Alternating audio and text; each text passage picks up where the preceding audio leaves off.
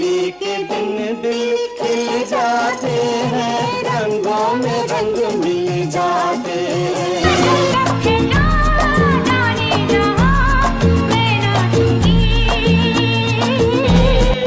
दोस्ती हम नहीं तोड़ेंगे, कोई हसीना जब रूठ जाती है तो और भी हसीन हो जाती है। आज हम बात करेंगे शोले मूवी के बारे में। शोले के पात्रों, किरदारों और शोले के किरदारों की कसावट और बनावट जैसी कोई दूसरी फिल्म नहीं है। जब यह रिलीज हुई थी तो उसके बाद भी इसने तहलका मचाया और आज तक बच्चे बच्ची की जुबान पर इसके पात्रों के डायलॉग याद हैं। आपने शोले फिल्म तो देखी होगी, उसके किरदार देखे होंगे, उसके डायलॉग्स याद होंगे। गब्बर सिंह, ठाकुर, जय, वीरू, बसंती, ये सब आपको याद होंगे।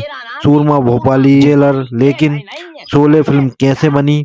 मशहूर फिल्म निर्देशक शेखर कपूर कहते हैं कि शोले जैसी फिल्म बनाई नहीं जाती, बन जाया करती है। इसको चाहकर भी कोई ऐसा नहीं बना सकता। हालांकि शोले फिल्म जितनी मजेदार है, इसके पात्र जितने मजेदार हैं, उससे ज्यादा शोले फिल्म बनने के पीछे की कहानी, उसके पात्रों के चयन की कहानी, उसमें तमाम उतार चढ़ाव और बाद में शोले ने अपनी कामयाबी की बुलंदियां कैसे हासिल की। मिनर्वा सिनेमा हॉल मुंबई में इसका प्रीमियर हुआ था। उसके सामने वाले बस स्टैंड का नाम शोले बस स्टैंड पड़ गया था।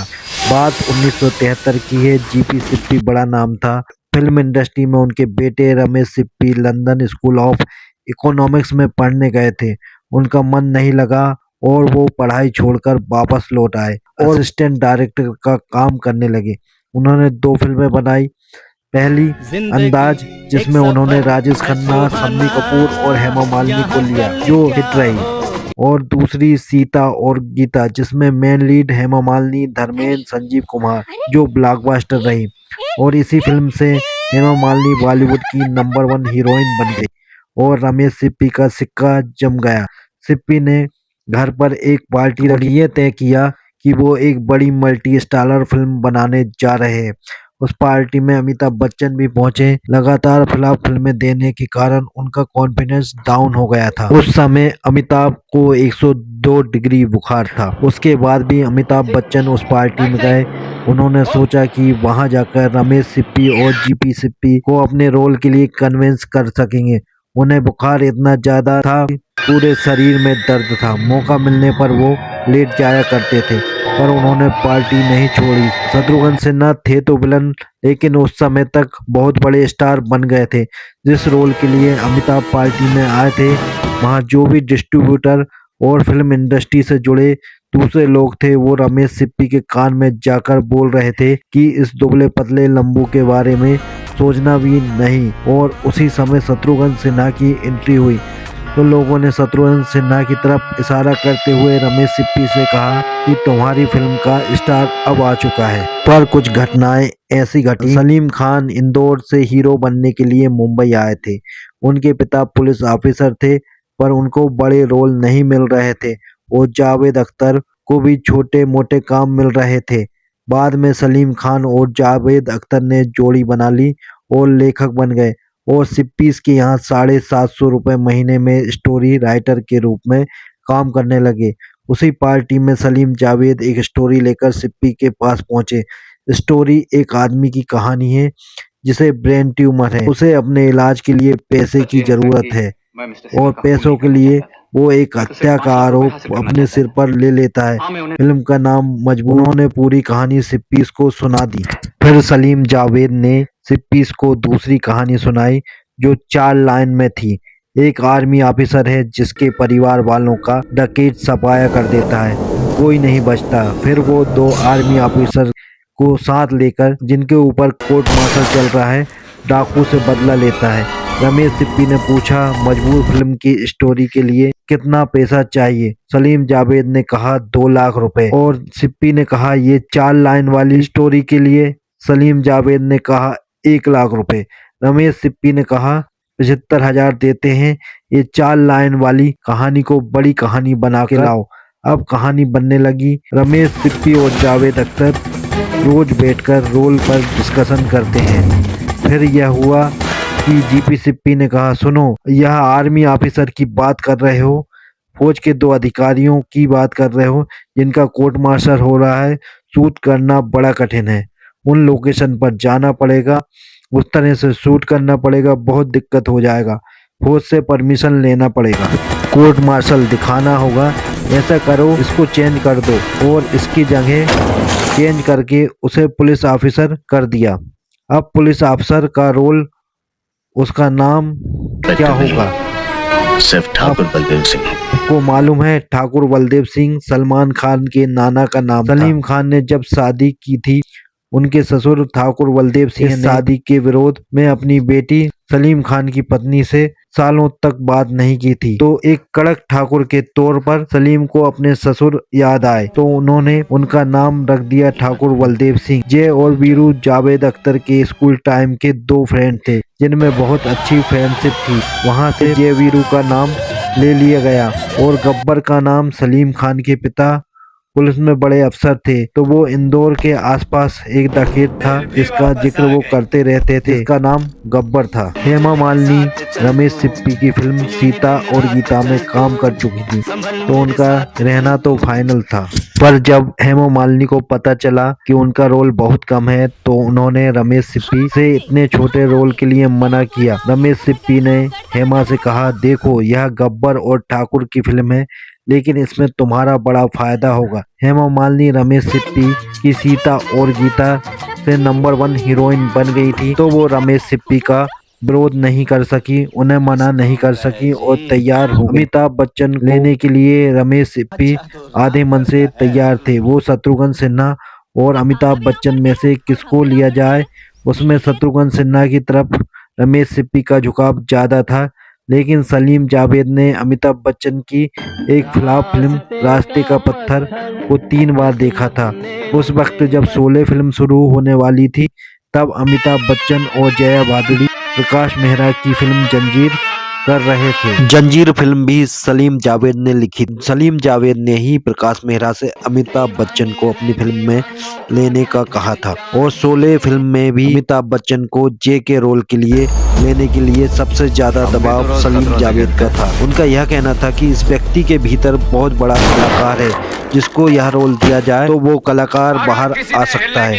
अब बात यहाँ फंसी कि जब सलीम जावेद एक डायलॉग सुना रहे थे, अरे ओ सावा, कितना इनाम है रे हम पर, तो सावा बोलता है, पूरे 50,000। तो अमिताभ बच्चन डायलॉग सुनकर कहते हैं, ये फिल्म तो गब्बर की है। इसके बाद संजीव कुमार गब्बर के रोल के लिए लग जाते हैं, पर रमेश सिप्पी का यह कहना था कि गब्बर का रोल डैनी करेंगे। उस समय वो डैनी की आवाज, उनकी एक्टिंग से बहुत प्रभावित थे, इसलिए उन्होंने डैनी को फाइनल कर दिया। फिर धर्मेंद्र ठाकुर का रोल करना चाहने लगे। को लगा वीरू का रोल बहुत हल्का है, ये फिल्म ही गब्बर और ठाकुर की है, तो मैं ठाकुर रोल करना चाहूंगा। रमेश सिप्पी ने दिमाग का इस्तेमाल किया। हुआ ये कि धर्मेंद्र और हेमा एक दूसरे को पसंद करने लगे थे, उन दोनों के बीच अफेयर शुरू हो गया था। उधर संजीव कुमार ने हेमा मालिनी को प्रपोज कर दिया था, पर मामला जमा नहीं था।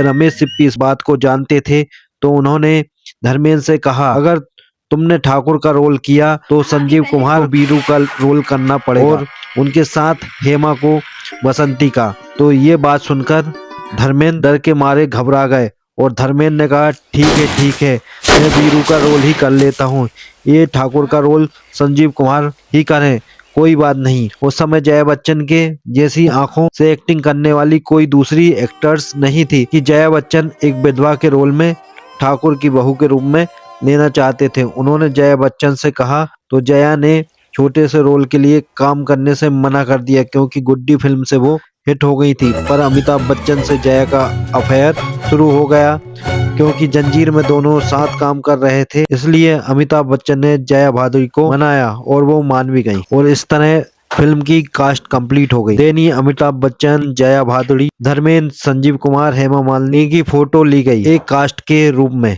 पर मामला ये हुआ कि जब रमेश सिप्पी ने कहा कि हर फिल्म में चंबल दिखाने के लिए राजस्थान में शूट किया जाता है, हम राजस्थान में शूट नहीं करेंगे। दूसरी बात, वो मूछों वाला, पगड़ी वाला, माँ भवानी का टीका मार के गोलियों का बेल्ट पहना, ऐसा डाकू नहीं होगा। हमारा डाकू अलग किस्म का होगा। लोकेशन ढूंढी जाए। लोकेशन ढूंढने के लिए 2 लोगों को लगाया गया जो मुंबई से बाय रोड निकले और बेंगलुरु के पास जाते जाते उन्होंने 2 जगह कर्नाटक में तुमुर और रामनगरम जो करीब बेंगलुरु से 80 किलोमीटर दूर है। और लोकेशन ऐसी चाहिए, ठाकुर का घर तो पहाड़ पर हो और गांव नीचे हो और गब्बर का जो ठिकाना हो वो भी पहाड़ में हो और वो भी पास में हो और पहाड़ियों में हो। यानी 500 मीटर में शोले की शूटिंग हो गई। डैनी फाइनल हो गए। डैनी ने धर्मात्मा नाम की फिल्म साइन की थी जिसे बनना था अफगानिस्तान में। वहां की सरकार से परमिशन लेकर फिरोज खान ने डैनी को डेट बताई तो डैनी के मैनेजर के होश उड़ गए। एक तरफ वो और दूसरी तरफ बेंगलुरु में रमेश सिप्पी ने हजारों लोगों को लगाकर सेट तैयार कर दिया था और डेट क्लेश कर गई। फिरोज खान ने सिप्पी से रिक्वेस्ट किया कि आप डैनी की डेट आगे बढ़ा लीजिए। उन्होंने कहा मेरी फिल्म मल्टी स्टारर है। राजीव कुमार, धर्मेंद्र, जया, अमिताभ ये सारे लोग हैं। अब एक की डेट के लिए सबकी डेट लेना मुश्किल हो जाएगा। और उधर फिरोज खान की फिल्म धर्मात्मा में डैनी की बहुत जबरदस्त भूमिका थी। अब डैनी बड़ा चक्कर में पड़े। वो दोनों फिल्म करना चाहते थे।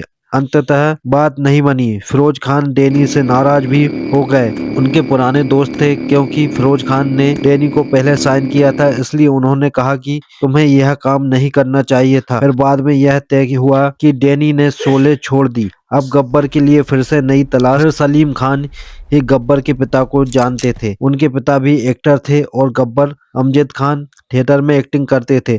तो एक कलाकार जो शोले में है वो आए। उनसे रमेश सिप्पी ने पूछा कि वो कैसा एक्टर है। उन्होंने कहा कि वो उससे अच्छा एक्टर है और इसी बात को लेकर अमजद खान को बुलाया गया। उनकी स्क्रीनिंग हुई, वो फाइनल हो गए। अमजद खान को बोला गया गब्बर का रोल आप ही करोगे। तैयारियां हो गई। अब देखिए डेस्टिनी कैसी कैसी बात होती है।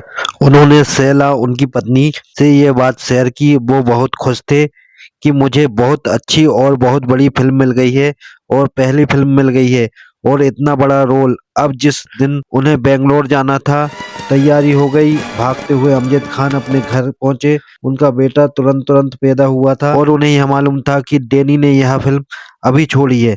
कहीं मामला सेट बैठा तो फिर डैनी ये करने लगेंगे। जिस दिन उन्हें बेंगलुरु फ्लाइट से जाना था, जैसे ही फ्लाइट ने टेक ऑफ किया वैसे ही प्लेन में खराबी आ गई। वापस प्लेन बेंगलोर जाने की बजाय मुंबई एयरपोर्ट पर उतर गया।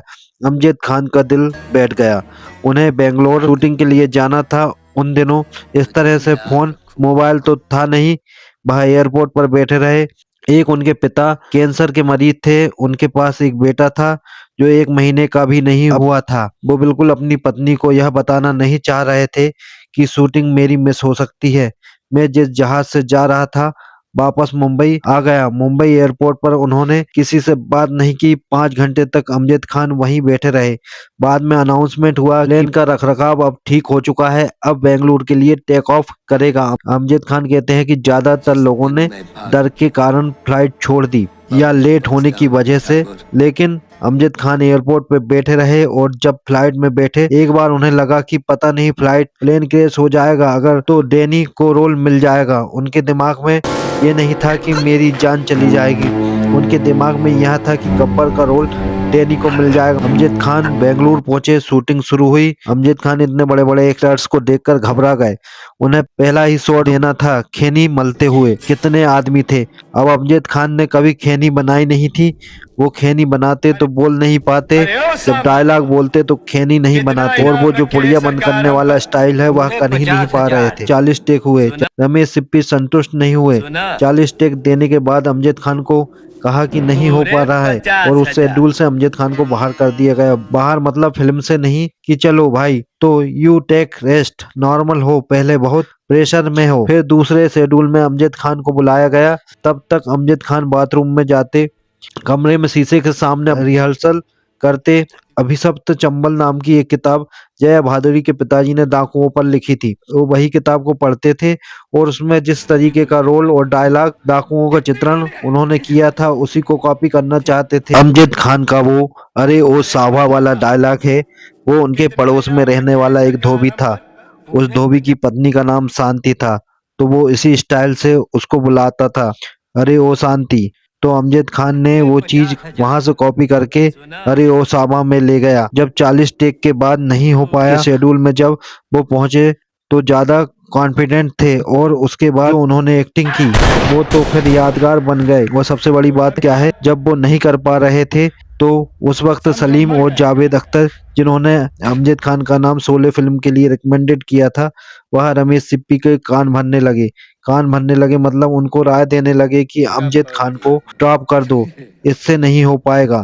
लेकिन रमेश सिप्पी ने किसी की नहीं मानी, अमजद खान बने रहे। ये बात अमजद खान के कानों तक भी पहुंच गई। फिर अमजद खान का पूरी जिंदगी सलीम जावेद से झगड़ा बना रहा। इवन जिस दिन शोले फिल्म रिलीज हुई उस दिन सीढ़ियों पर बैठ के अमजद खान देख रहे थे और सलीम खान जब उनके पास गए, दोनों में इतनी तकरार हो गई, कुछ लोगों को बीच बचाव कर उनको अलग अलग करना पड़ा। अमजद खान ने अपनी पूरी जिंदगी फिर सलीम जावेद के साथ कोई काम नहीं किया। 1973 में जब फिल्म की शूटिंग चल रही थी तब तक जंजीर रिलीज हो गई। जया भादुड़ी, अमिताभ बच्चन उसमें थे और अमिताभ बच्चन मेगा स्टार बन गए। फिल्म के रिलीज होते ही दोनों में प्यार था, दोनों ने तय किया कि वह शादी करेंगे। पहली बार लंदन घूमने के लिए अमिताभ बच्चन ने प्लान बनाया। जया भादुड़ी और अमिताभ बच्चन लंदन घूमने जाना चाहते थे। उनके पिताजी ने कहा ऐसा नहीं हो सकता, आप शादी किए बगैर एक साथ नहीं जा सकते। आनन फानन में शादी हुई एक दिन में और वो लोग बाहर गए लंदन घूमने के लिए, और जब उधर से लौटे तो जया बच्चन प्रेग्नेंट हो गई थी। जब उन्हें पता चला अब जया बच्चन प्रेग्नेंट है, फिर के लिए शूटिंग को टाला गया। उसके बाद मिनरवा में फिल्म रिलीज हुई और फिल्म फ्लॉप हो गई। उसके पहले जब फिल्म की डबिंग हो रही थी तो यही जावेद अख्तर और सलीम खान ने फिल्म की शूटिंग के दौरान अमजद खान की आवाज को लेकर यह कहा कि इसकी आवाज बहुत पतली है, डाकू की आवाज ऐसी आवाज से मेल नहीं खाती है, तो डबिंग किसी दूसरी आवाज से कराया जाए। अमजद खान को जब यह बात पता चली, उसने कहा पहले यह दोनों मुझे फिल्म से निकलवा रहे थे, किस तरह फिल्म पूरी हुई तो अब ये मेरी आवाज हटाकर मुझे मार डालना चाहते हैं, यह मेरे करियर को खत्म कर देना चाहते हैं। फिर रमेश सिप्पी अड़े, उन्होंने कहा नहीं, अमजद खान की आवाज पे ही फिल्म रिलीज होगी। ऑलरेडी इतना पैसा इतना कर्ज ले रखा था सिप्पीज ने कि अगर शोले फिल्म नहीं चलती तो वो एकदम खत्म हो जाते, डूब जाते। शोले फिल्म रिलीज हुई। रमेश सिप्पी एक गाड़ी में बैठकर थिएटर से दूसरे थिएटर जा रहे थे, कहीं कोई रिएक्शन ही नहीं। हर आदमी कह रहा था ये डूब गई, सब लोग देख के गालियां दे रहे थे। मोहब्बत के दौर में ये गोलियां की तड़तड़ाहट, ये हाथ पे कट जाना है। तो लास्ट सीन में जब गब्बर मरता है और जया भादुड़ी रहती है तो इतना इमोशनल संजीव कुमार एक्टिंग करते करते हो गए। उन्होंने सिप्पी से ये कहा कि जया मतलब अमिताभ बच्चन को पसंद करने लगी फिल्म शोले में, वो भी सामने ही मर गया। वो पहले से विधवा थी, दूसरा को लड़का पसंद आया, वो भी उसके सामने मर जा रहा है और मैं उसका ससुर निशाए खड़ा हो रहा हूँ। मैं चाहता हूँ कि इस फिल्म के आखिरी सीन में मैं उसे अपने बाहों में लेके झपकियां दे दूं। रमेश सिप्पी ने कहा ठाकुर साहब आपकी बाहें है कहाँ? वो भूल गए कि उनकी बाहें फिल्मों में कटी हुई हैं। लास्ट सीन जो था उसमें ठाकुर बलदेव सिंह के जूतों में कील लगी है, उस कील से पहले वह गब्बर के दोनों हाथ काटते हैं, वो दोनों हाथ उसके अलग होते हैं और फिर उन्हीं जूतों के कीलों से वो गब्बर को मार देते हैं। सेंसर बोर्ड में इस सीन पर आपत्ति हुई, जीपी सिप्पी अड़ गए, रमेश सिप्पी अड़ गए। उन्होंने कहा नहीं, ऐसा नहीं है, मैं इसको नहीं हटा सकता। उन्होंने कहा यहाँ इमरजेंसी का दौर है और एक पुलिस ऑफिसर जो रिटायर्ड है वो अपने हाथ में कानून लेकर ये कत्ल कर रहा है और इसको आप दिखाएंगे इमरजेंसी में। जीपी सिप्पी बात समझ गया। उन्होंने अपने बेटे को कहा देखो बेटा, इस समय इमरजेंसी लगी, कोई मानवाधिकार की बात नहीं है, जो कह रहे हैं वो चेंज करो। रामनगरम बेंगलोर के पास उसी पहाड़ियों पे जाके फिर से शूट किया गया और फिल्म फ्लॉप हो गई। 15 अगस्त को रिलीज हुई, 22 अगस्त को एक हफ्ता हुआ फ्लॉप, 22 अगस्त से 29 अगस्त फ्लॉप, कोई फिल्म नहीं। बेंगलुरु का एक डिस्ट्रीब्यूटर उसने रमेश सिप्पी को बोला कि ये देखना रमेश भाई, ये फिल्म पक्का चलेगी। उन्होंने कहा एक बात बताओ यार, मैं एंडिंग चेंज कर दूं क्या? कहीं ऐसा तो नहीं कि अमिताभ बच्चन जंजीर के बाद बहुत बड़ा हीरो बन गया और उसका मरना पब्लिक को पसंद नहीं आ रहा है? उसने कहा नहीं। सलीम जावेद ने फिर और कुछ लोगों ने कहा कि दरअसल इस फिल्म के फ्लॉप होने की वजह गब्बर सिंह की आवाज है। आपने माना नहीं और गब्बर सिंह अमजद खान उनके पास असरानी गए मिलने के लिए। अमजद खान ने कहा कि जिंदगी में जो मौका मिला था असरानी भाई, वो मैंने मिस कर दिया। लगता है यह फिल्म मेरी वजह से फ्लॉप हो गई है। रमेश सिप्पी ने जो भरोसा मुझ पर दिखाया था यार, लेकिन मैं कर क्या सकता था। मैं जितना अच्छा कर सकता था, मैं जितनी जान लगा सकता था, मैंने तो लगाई। यार मैं क्या करूं। अमिताभ बच्चन के घर मीटिंग बुलाई गई। उस मीटिंग में अमिताभ बच्चन, जया भादुड़ी, रमेश सिप्पी, जावेद अख्तर, सलीम खान ये लोग पहुंचे। फिल्म को लेकर फिल्म में क्या ऐसा बदलाव किया जाए, को छोटी कर दिया जाए, गब्बर का रोल गब्बर की आवाज बदल दी जाए, अमिताभ बच्चन को फिर से जिंदा कर दिया जाए, क्या किया जाए कि फिल्म चले, नहीं तो सिप्पीज बर्बाद हो जाएंगे। दूसरी तरफ जया भादुड़ी का कैरियर आगे, हेमा मालिनी का कैरियर आगे, सबका धर्मेंद्र का सरपट, अमिताभ स्टार बन चुके थे, सबका मामला फिट था। सिर्फ दो आदमी थे, रमेश सिप्पी जिसने किसी का सलाह ना मानते हुए अमजद खान को गब्बर का रोल दिया और कहीं कट नहीं किया, और दूसरा अमजद खान जिसकी पहली फिल्म थी, जिसकी सारी उम्मीदें इसी फिल्म से थी, किस्मत को और कुछ मंजूर था। तीसरे हफ्ते से फिल्म ने पिकअप पकड़ना शुरू किया और फिर उसके बाद गब्बर सिंह यानी अमजद खान की वजह से यह फिल्म चली। तरफ से जो एकदम उम्मीद हार चुके थे, लेकिन जीपी सिप्पी का भरोसा था कि नहीं यह फिल्म हिट होगी। अमजद खान को भरोसा था कि मैंने काम किया, इसका रिजल्ट आके रहेगा, और बाद में यह फिल्म अमजद खान की वजह से हिट हुई। सबसे ज्यादा गब्बर का रोल आज भी याद किया जाता है, वो सारी चीजें आज भी याद की जाती हैं, और अपने समय की और बहुत सालों तक शोले ने सारे रिकॉर्ड तोड़ दिए जो कोई एक फिल्म कभी भी नहीं बना सकती। ना अतीत में ना भविष्य में। एक किस्सा खत्म हुआ तो गब्बर, वो अमजद खान जो शोले के खिलाफ होने के तुरंत बाद हर बात पर रोजाया करते थे, उन्होंने इतना सब कुछ किया, इतनी मेहनत की, लेकिन रिजल्ट नहीं आ रहा है। मगर उस आदमी को यह भरोसा था कि मैंने जो काम किया है इससे बेहतर नहीं कर सकता था। रमेश सिप्पी को यह भरोसा था कि मैंने जैसी स्टोरी टेलिंग की है, अपनी क्षमता का प्रदर्शन लंदन से लेकर दुनिया के तमाम टेक्नीशियन को लिया, इससे अच्छा काम मैं नहीं कर सकता था। मुझे सफलता मिलेगी ही मिलेगी। अमजद खान को था कि सफलता मिलेगी ही मिलेगी। अंततः वही हुआ, अमजद खान स्टार बने। और तुम तीन फिर भी वापस आ गए। उसमें एक किस्सा और भी है, मैकमोहन जिनको सांबा का रोल दिया गया था, वो अच्छे खासे एक्टर थे। अब उन्होंने फिल्म देखी तो उसमें सिर्फ 3 डायलॉग थे उनकी, पूरे 50,000। उनको बोलना था। उन्होंने रमेश सिप्पी से कहा, जब सब काट दिया तो यह भी काट देते यार, यह 3 शब्द का मेरा क्यों रोल रखा है। रमेश सिप्पी ने कहा, जितना मैं काट सकता था उतना मैंने काट दिया, जितना सेंसर को काटना था उसने उतना काट दिया, लेकिन कोई बात नहीं, इसी से तुम याद रखे जाओगे। शोले जब रिलीज हुई, मैकमोहन मारे गुस्से के फ्रस्ट्रेशन देखने ही नहीं गए।